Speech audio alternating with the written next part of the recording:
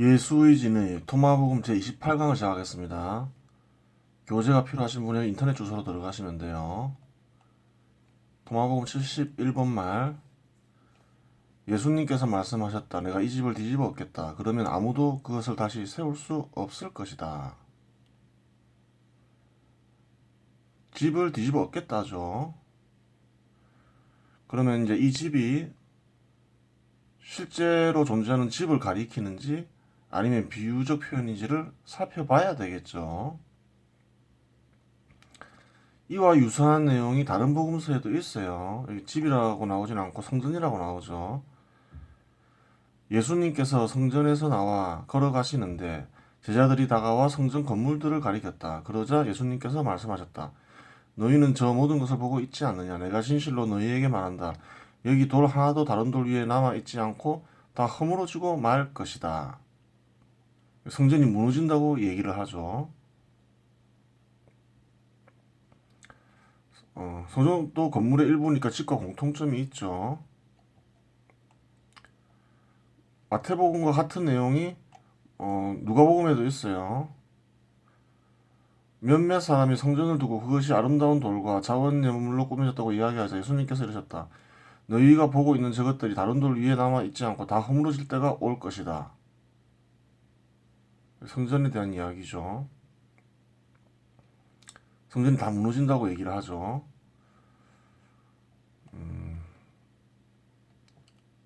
또 성전에 대한 이야기가 있어요.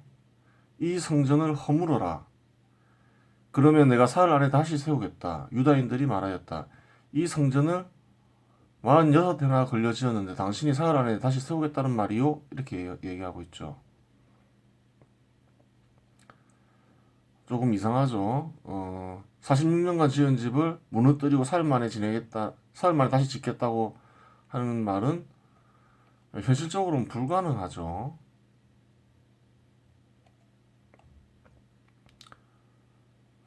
그러면 여기서 성전은 예수가 언급한 성전은 실제 성전이 아닐 수가 있는 거예요.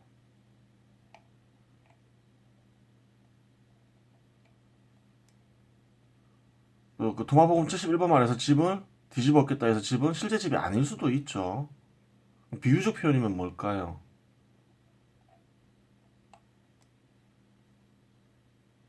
비유적 표현이면 옛견해로 볼 수도 있죠.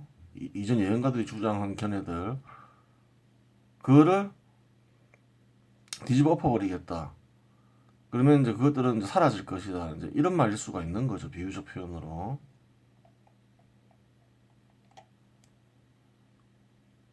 성전을 허물어라. 내가 살 안에 다시 세우겠다. 이것도 비유적 표현일 수 있죠. 그럼 이거는 성전은 뭐예요? 여기서의 성전은 여기서의 성전은 이제 옛 견해가 되겠죠. 신을 다루는 견해니까 성전이라 부를 수 있죠. 비유적 표현으로. 사람들한테 얘기했을 수 있죠. 옛 견해를 버려라. 성전을 버려라. 부셔라. 그럼 살 안에 새로운 견해를 얻게 해주겠다. 올바른 신에 대한 지를 얻게 해주겠다. 이 말일 수가 있죠. 못 알아듣지 못하는 사람은 뭐라고 얘기를 해요? 이 성전을 46회나 걸려 지었는데 당신이 사흘 안에 다시 세우겠다는 말이요? 이렇게 얘기할 수 있는 거죠. 어떻게 46년간 지은 거를 당신이 무너뜨리고 사흘 만에 짓는다 이렇게 생각할 수 있는 거죠. 근데 비유적 표현이라면 말이 되는 거죠. 실제로 예수가 사형당할 때 무엇 때문에 사형당한 이유가 뭔가요? 이 성전 이야기가 나오죠. 마태복음에 나오는 얘기인데 수석 사제들과 온 최고위에는 예수님을 사형에 처하려고 그분에 대한 거짓 증언을 찾았다. 거짓 증인들이 많이 나섰지만 하나도 살아내지 못하였다. 마침내 두 사람이 나서서 이자가 나는 하나님의 성전을 허물고 사흘 안에 다시 세울 수 있다고 말하였습니다. 하였다. 그렇죠. 이게 이제 빌미가 됐죠. 근데 예수가 언급한 이 성전은 뭘까요? 살 안에 세울 수 없죠. 46년간 지은 지은 성전을 다시 세울 수는 없잖아요. 예수가 무너뜨리겠다고 한 성전은 예견해로 볼 수 있는 거죠. 예수가 비유적 표현을 즐겨 쓰니까 신에 대한 예견에 이전 예언자들의 견해들 그거를 이제 뒤집어 엎어버리겠다 이렇게 얘기했다고 봐야 되겠죠. 그래요. 루카복음, 요한복음에 나와 있는 말도 마태복음과 루카복음에 나와 있는 말도 그렇게 풀이할 수도 있는 거예요. 그 성전 비유적 편이라고 생각하면 옛견 애들은 다 사라져 버릴 거다, 하나도 안 남을 거다 이렇게 얘기할 수 있는 거죠. 돌 하나도 다른 돌 위에 남아있지 않고 다 허물어지고 말 것이다. 이런 거는 완전히 사라져 버릴 것이다. 옛견 애들은 다 필요 없다. 뭐 이제 이런 뜻으로 읽혀버리는 거죠. 루카복음도 마찬가지죠. 너희가 보고 있는 저것들이 다른 돌 위에 남아있지 않고 다 허물어질 때가 올 것이다. 성전을 가리켜서 얘기했다 치더라도 비유적 표현일 수도 있는 거예요.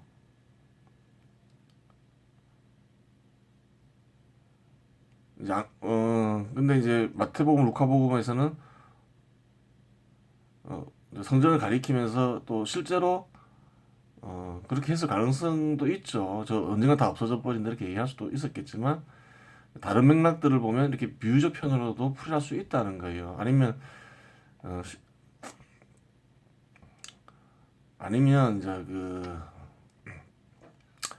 이제 이 말만 했을 수도 있겠죠. 성경과 관련해서는 이자가 나는 하느님의 성전을 허물고 사흘 안에 다시 세울 수 있다고 말하였습니다. 이 말만 했을 수도 있어요. 근데 이 말을 이제 다른 식으로 이 말이 이제 다른 식으로 전해지면서 이제 루카복음이나 마태복음 같은 말이 나왔을 수도 있는 거예요. 성전을 이런 식으로 얘기하면 바로 알겠죠. 뭐 폭동 일으키는 거죠. 어, 사흘 안에 다시 세우겠다 이러면 비유적 표현인지 알잖아요. 아는 사람들은 사제들도 뭐 알았겠죠. 그 정도 지식이 있으니까 사흘 안에 세울 수 없잖아요. 그럼 이게 비유적 표현이죠. 일반인들은 그렇게 생각 안 한다 하더라도 그러면 사제들 입장에서는 이게 실제 성전이 아니라 비유적 표현을 하더라도 굉장히 기분이 나쁘죠. 자기들이 섬기는 어떤 예언가들의 견해들 그거를 완전히 무시하는 거잖아요. 없애버리겠다고 하니까 빌미는 이제 성전을 부수려고 했다. 실제 성전을 부숴서 폭동을 일으키려고 했다. 이렇게 하지만 이렇게 해서 하면 이제 일반인들은 분노할 수 있는 거죠. 그걸 빌미로 해서 사형시키겠지만 예수가 언급한 하나님의 성전이란 거는 실제 성전이 아니라 이제 그릇된 견해들이 되겠죠. 견해 거기에 입각한 다양한 윤리들도 해당되겠죠.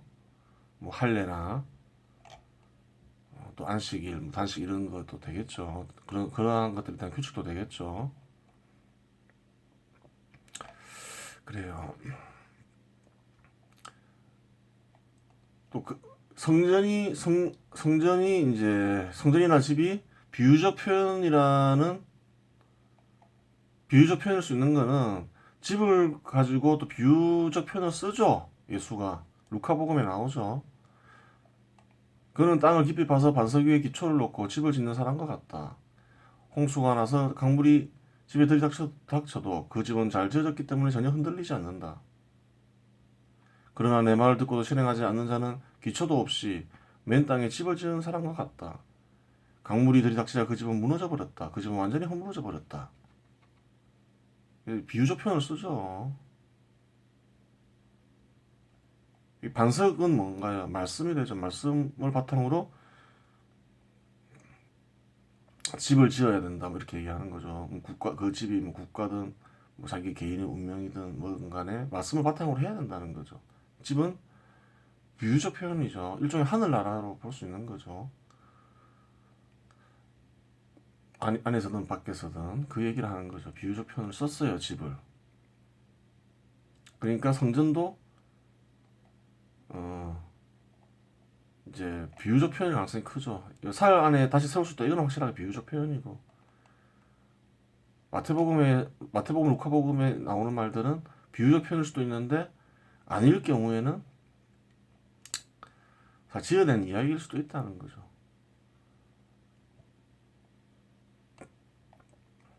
한 가지 분명한 건 집 비유를 썼고 루카복음은 확실히 썼고 어, 죽을 때 빌미가 된 뭐 하느님 성전을 허물고 살 안에 다시 세울 수 있다 이런 비유 이 비유는 확실히 쓴 거죠. 또 집에 대한 비유가 여러 개 있었을 가능성도 있죠. 예수의 말들이 다 남아 있는 건 아니니까 그래요. 근데 루카복음, 마태복음 이게 비유적 표현이 아니라 실제 성전을 가리켰을 가능성도 있어요. 왜 그러냐면 어, 성전에서 한번 상인들을 상대로 탁상을 엎어버린 적이 있죠. 굉장히 화가 났었죠. 그러니까 저런 성전은 언젠간 다 무너져 버린다 이런 얘기 했을 수도 있겠죠. 그런 거 생각하면서 실제로도 성전도 아니라면서 그랬을 수도 있어요. 전혀 안 했다고 볼 수는 없겠네요. 그 상황을 보니까. 하여간 성전이나 집을 가지고 비유를 썼어요. 집으로는 비유를 많이 써요. 어느 정도 깨달음이 있는 사람들이. 새로운 걸 얻기 위해서는 어때요?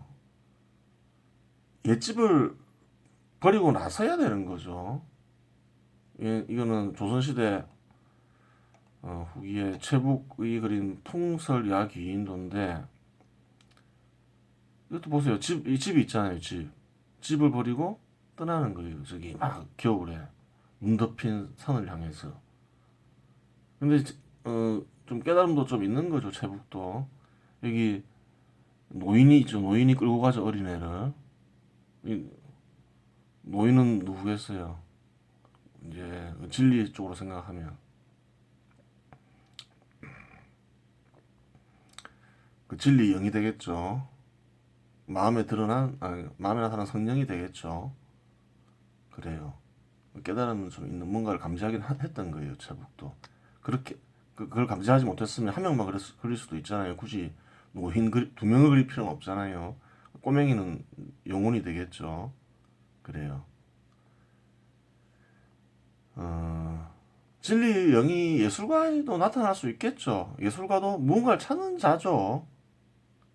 마음에서 무언가를 찾는 자인 거예요. 뭔가를 찾고 창조하려고 하니까 어느 정도 조건이 되죠. 무언가를 찾고 창조하려고 하고 절대자는 창조적 활동을 하는 존재니까 그 조건이 되면 나타날 수 있어요. 예술가들한테도.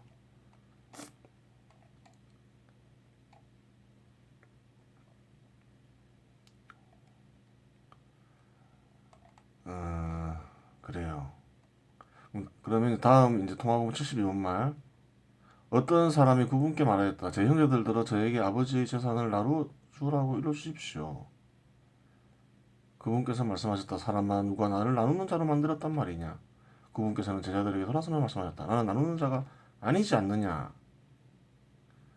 재산을 나누어 달라니까 예수가 말하죠. 누가 나를 나누는 자로 만들었단 말이냐. 나는 나누는 자가 아니다 이렇게 얘기하죠. 나누어 달라고 했으면 나누어 달라고 하니까 그럼 이렇게 다 대답했으면 전해진 뜻이 뭔가요? 나는 그런 일에 참견할 사람 아니다. 싫다 이렇게 이런 얘기인 거죠. 그래요.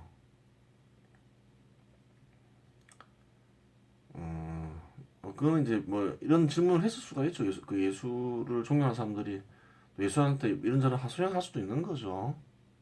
할 수 있어요. 대답이 좀 이상해서 이상한 거예요. 왜냐하면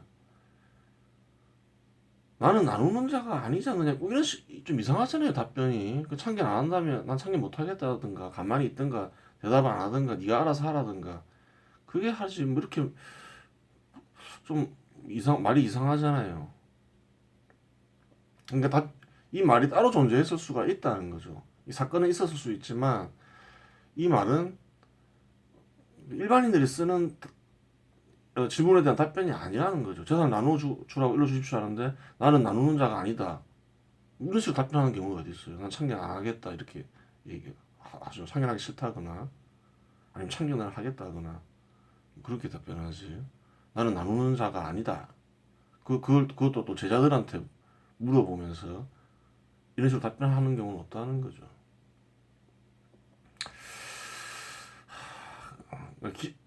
뭐 예수의 말들은 다 기억에 의존해서 썼기 때문에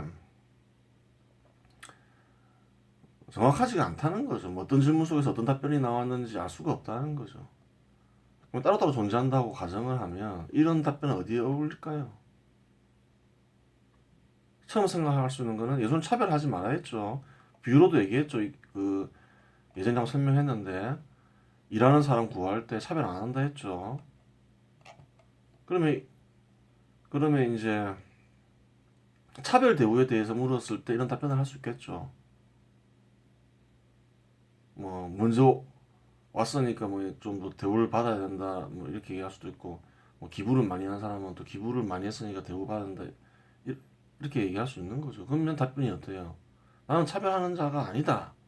이 말 하기 위해서 누가 나를 나누는 자로 만들었단 말이야. 나는 나누는 자가 아니지 않느냐 이렇게 얘기할 수 있는 거죠. 뭐 제자들을 향해서 그럼 제자들은 뭐 내용을 알면 맞습니다 이렇게 하겠죠. 우리들도 차별 안 합니다. 이렇게 서로 차별 안 합니다. 이렇게 생각하면서 얘기할 수 있는 거죠. 오히려 그게 더 잘 어울리죠. 차별하지 않는 자다 이렇게 답변하는 게 그렇게 풀이되죠.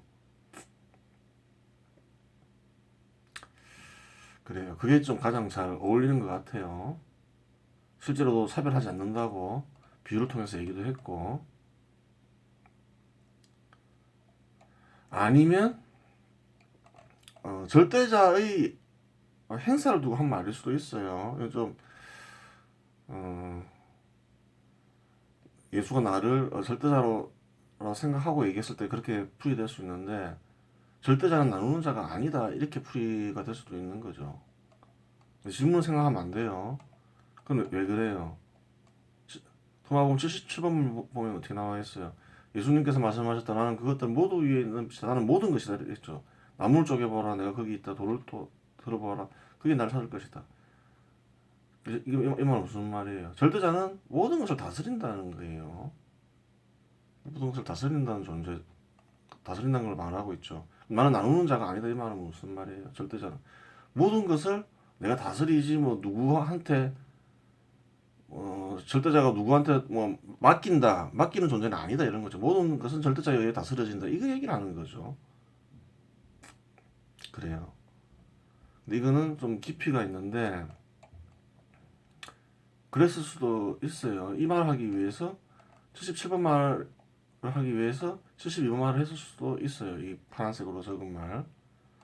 하지만 좀 부드럽게 이어지는 거는 어, 차별하지 않는다. 이게 좀 가장 부드럽게 뜻이 이제 가장 잘 통하죠. 통하기는. 그래서 하여튼 뭐 예수는 뭐 두 가지 다 생각했으니까 두 가지 다 알면 되는 거예요. 그 두 가지를 다 알면 예수가 전하고자 하는 뜻은 다 안 거예요. 72번 뒷말이 좀 약간 상황을 보면 정확하게 알 수 있겠지만 좀 애매한 부분이 있는 거죠. 좀 잘 안 통한다 해서 또 77번 말이 아니라는 것도 아니에요. 그렇죠. 예수는 좀 비유적 표현을 잘 즐겨 쓰니까 그래요. 하여튼 뭐 두 가지 뜻을 알면 다 안 거예요.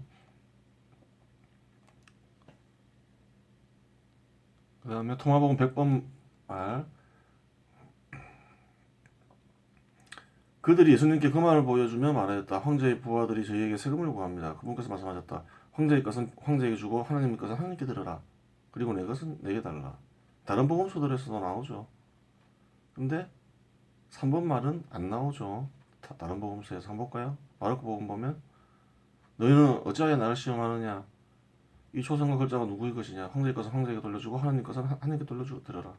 이 말은 왜 한 거예요? 이제 그 뭐 바리사이들이나 이런 사람 율법학자들이 물어본 거죠. 세금을 내야 되냐 말아야 되냐. 식민지 상태니까. 세금 내지 마라 하면 뭐가 돼요? 폭동 일으키려고 하는 게 되는 거죠. 그래서 뭔가 이렇게 죄를 뒤집어 씌우려 했겠죠. 그러니까 예수는 황제의 것은 황제에게 주고 하나님 것은 하나님께 드려라 이렇게 얘기를 한 거죠. 세금을 내라 이 말인 거죠. 시험하지 말라는 거죠. 너희들 속셈은 다 안다 이 말이죠. 근데 토마복음에서 재밌게 그리고 내 것은 내게 달라 이렇게 하죠. 따로 존재했겠죠. 따로 이런 말이 존재했겠죠. 그런데 비유적 표현에도 나오죠. 그, 예전에 했지만 얼마 전에 종을 보내서 이제 하죠. 근데 소작인들이 죽인다 하죠. 그 비유에서 이런 뜻이 있죠. 내 것을 내게 달라 이런 뜻이 있는 거죠. 말을 했겠죠. 근데 따로따로 존재하는 말로 보면 되는 거죠.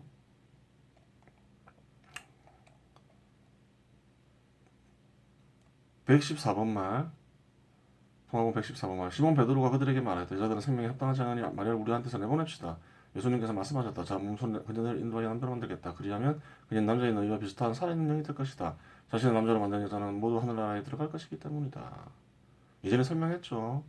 영으로 돌아가면 남자 여자 구별 없다 했죠. 여자들도 진리를 얻을 수 있는 거죠. 예전에는 고대에는 남존여비가 있어서 여자는 진리를 얻을 수 없다 생각했던 거죠. 근데 예수님은 그렇게 생각 안 했던 거죠. 활동에 대해서 쭉 알아봤는데 예수는 어때요? 무엇을 하려고 했어요? 무엇을 하려고 했죠?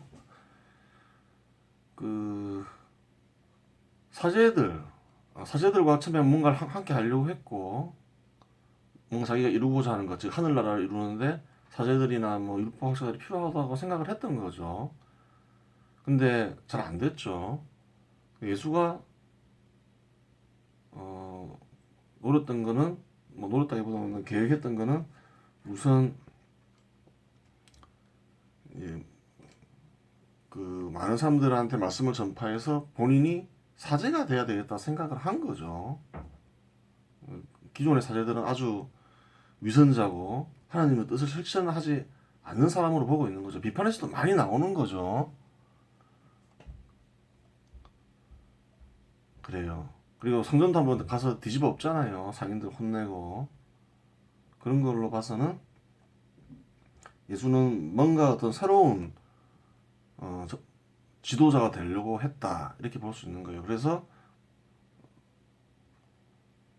이제 하늘나라를 이루려고 했다. 하늘나라를 어떻게 이루어요?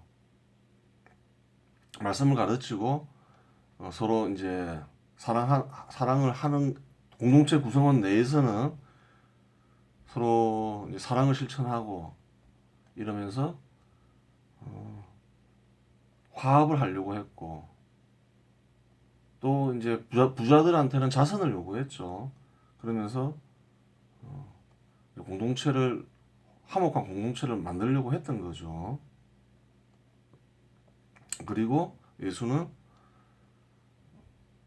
그 하늘나라를 마음에서 나타나게 해주면서 그 성령을 하면서 그런 것을 이끌려고 했다는 것을 잘 알 수 있죠.